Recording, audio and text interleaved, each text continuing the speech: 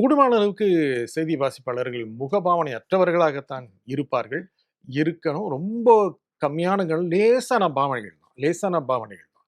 ஒரு ஒரு நம்ம நாட்ல ஒரு ரயில் விபத்து நடக்கும்போதோ, இல்ல ஒரு இந்தோனேஷியால நடக்கும்போதோ, இல்ல அமெரிக்கால நடக்கும்போதோ, ஒவ்வொன்னுக்கும் ஒரு சின்ன ரயில் விபத்து தான். இந்தியாவில் நடந்த ரயில் விபத்தில் இன்று 52 பேர் உயிரிழந்து விட்டார்கள். அப்படிங்கிற நம்ம அவனுக்கும், இந்தோனேஷியாவில் நடந்த ரயில் விபத்தில் 52 பேர் உயிரிழந்து விட்டார்கள். ஓகே. அமெரிக்காவில் இன்று நடந்த ரயில் விபத்தில் 52 பேர் உயிரிழந்தார்கள். எல்லாத்துக்கும் டிஃபரன்ஸ் இருக்கு.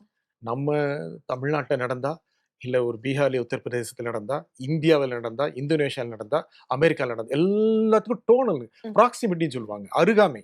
நமக்கு எவ்வளோ பக்கத்துல இருக்கு அந்த செய்தி. ஒரே செய்தி தான். எல்லா உயிர்களும் உயிர்கள் தான்.